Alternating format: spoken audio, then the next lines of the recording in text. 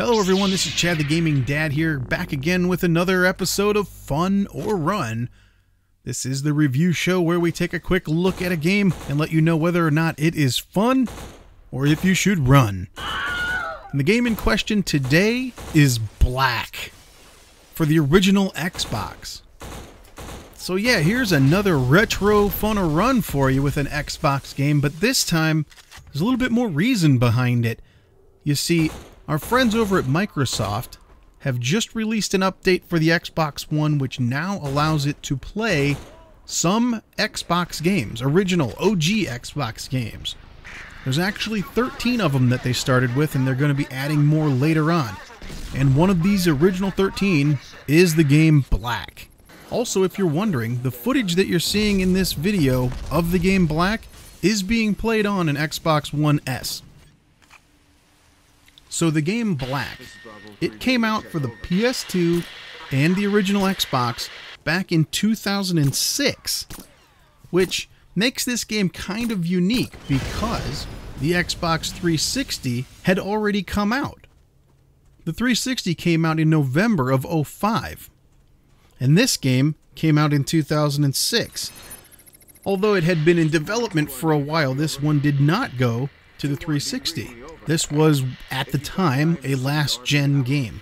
And I got super excited when I saw this game when it first was announced and when they started showing video of it for a couple different reasons. The obvious reason at the time was that I didn't have a 360 yet, and even though I would go to places like Best Buy and I'd see people playing games like Call of Duty 2,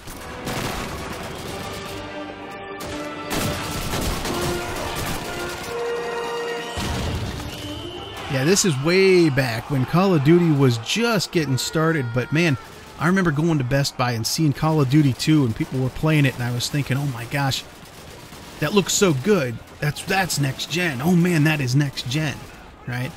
Well, I didn't have next gen yet. I still had the original Xbox, and so when I heard about Black and I saw what it looked like, I thought, oh my god, that's amazing. And then the second thing that I liked about this game at the time was that it was made by Criterion Games. And I was a huge fan of the Burnout series. And Criterion is the game's developer that made those Burnout games so great.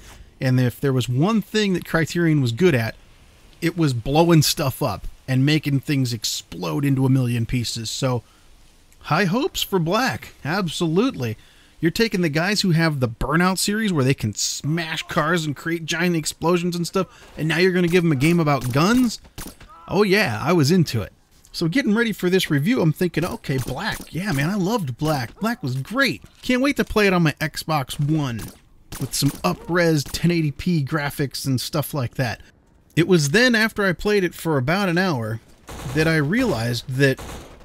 You ever heard of the term nostalgia goggles? And how when you look back on something or when you remember something, you remember it being better than it actually was or is? And unfortunately, I think Black falls into that category. So don't get me wrong, it's an okay game, but let's just go through a few things that I just couldn't look past playing Black again right now in 2017. Number one is the story in this thing is a convoluted, I don't know, CIA, some Black Op type, you know, terrorists. It's a pretty bland and completely not memorable. Nobody's going to care about this story very much, and they knew that when they made this game, because when you see the cutscenes, especially the first time through, you cannot skip them. These are unskippable, full motion video too. Full motion video, unskippable cutscenes that just seem to drone on for way too long. And then finally you get to shoot. You know, hey, alright, now I get to go do what I wanted to do after not paying attention to what they're talking about. So you start off the game and you start trying to play, and you realize that there's a few things that we've come to expect in games as of late that just weren't in this one. Number one, you cannot jump. There's no jump. There's no button for jump. In fact, the black and white buttons on your Xbox controller do nothing. They just forgot to program, I guess, the two buttons, and they don't do anything. And you don't jump. You can crouch down and you can stand up, but you cannot jump. So even a simple little barrier will hold you from making any kind of forward progress. You got to go around. You also will find yourself pulling the left trigger to aim down the sights, and lo and behold, that throws grenades. There's no aiming down sights. There's grenades on your left trigger, and there's shooting on the right. That's it.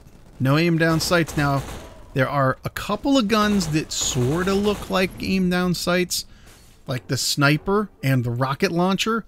But really, 99% of the time when you're shooting in this game, there's no way you're going to be doing aim down sights. It's all shooting from the hip and just looking for your little dot, the cursor that's out there, to shoot things. For those few guns where you do get to aim, there's actually not a button for it. You click the right stick in. The other thing about this game that is disappointing is that it's pretty short. It says here it has 8 levels. Some of them I have found are around 45 minutes, but then there are others that are 10 or 20 minutes. The ones that took me longer, the 45-minute ones, were actually more of an open world level where they give you a bunch of objectives to go do, and you're in a great big area. It's not super linear in those levels. The linear levels are pretty quick. You just go straight ahead and blast right through them. The open world ones are a little bit better of a change, so that's something cool that Black did. Had a mix of some linear and some little bit open levels. They're not super open, but there's room to run around and do different things at your discretion. You get to pick what you want to do. So that's the kind of stuff that's really kind of annoying about this game. You pop it in and you want to just go guns a-blazing, and yeah, it's okay, it's alright. There are some really cool things that they did in this game that still hold up today. Small little things like the background blurring when you go to reload your weapon makes it look really cool. And the big draw for this game back then, and the big draw that only thing it really has left to stand on now, is the destruction and the guns. This game is style over substance for sure. I think that's why they had Criterion make it, because they wanted something that looked really cool with lots of stuff that breaks. There are a lot of destructible things in this game. You can blow up all kinds of things. Just about anything you shoot takes some kind of damage, which back in 2006 was still kind of new. When you shoot stuff, it leaves bullet holes. When you shoot other things, they either break or fall apart. The guns looked good, and they sounded really good, had some good punch to all the sound.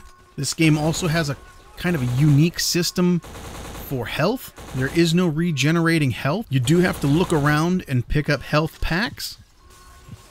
But there's 2 different kinds of health packs. One of them will instantly just replenish some of your health, and then other ones are stored. You have 3 slots where you can store health packs that you can use when you need to. You press down on the D-pad and it activates one of those. So that's kind of different, where you get a bunch of health packs that you can hang on to and walk around with and then use them as you need to. That's kind of cool. As far as ammo, you pick up ammo off of the guys that you shoot. You find other ammo just laying around. There's a lot of ammo in this game. You usually don't run out of ammo, although it sometimes happens. And usually when you run out of ammo, it's because you have found one of the enemies that is the ultimate bullet sponge.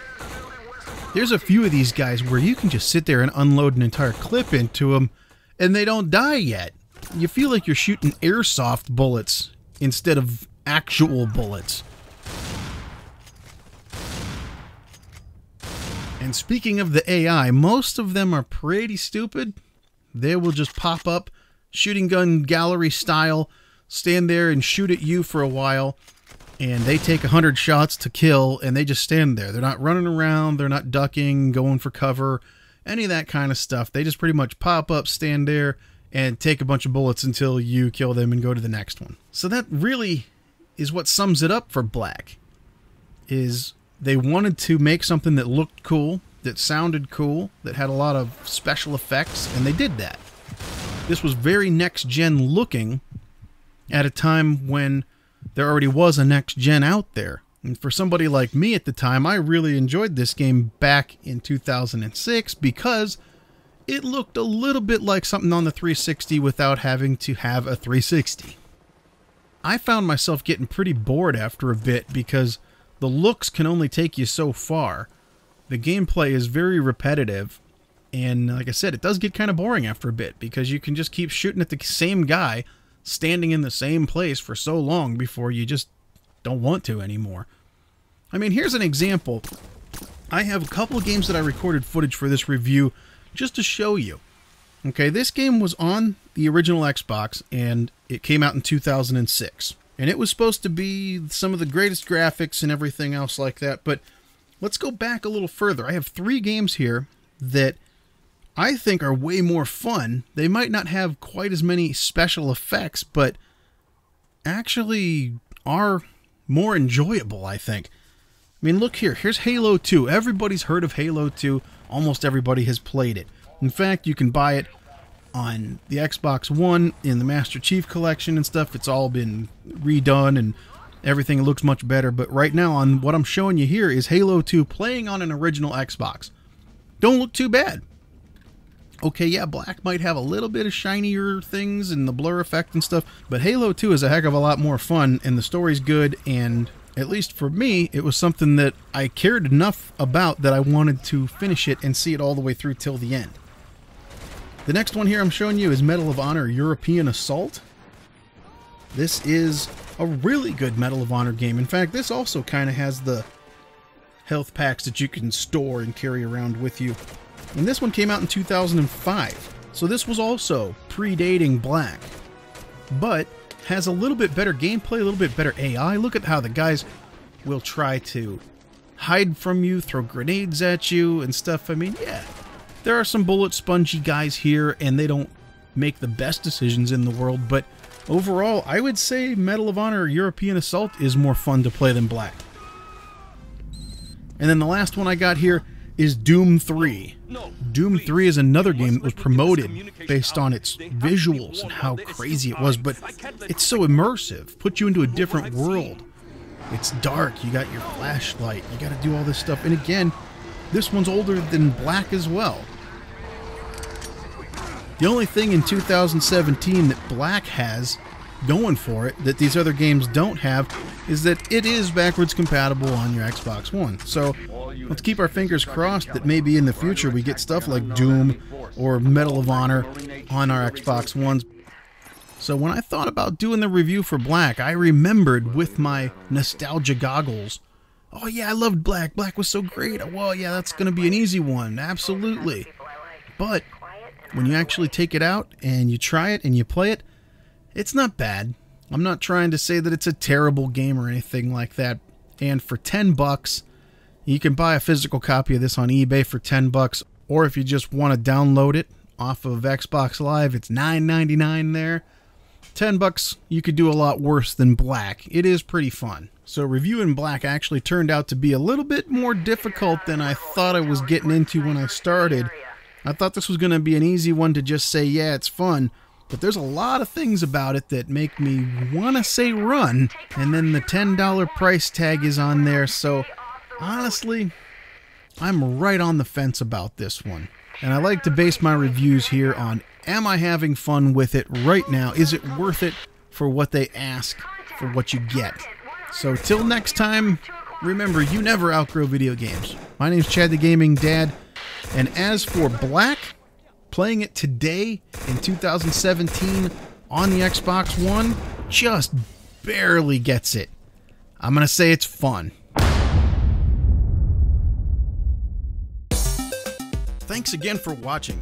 If you liked that video, please press like and subscribe. I love hearing from you guys, so leave your comments and any suggestions down below. Remember, there's tons of other gamers out there just like you and me, and they also know that you never outgrow video games. Feel free to share these videos all over social media, Twitter, Facebook, or whatever you use. This channel is for all of us. Let's make sure they know that they are not alone. Thanks again for watching, and we'll see you on the next one.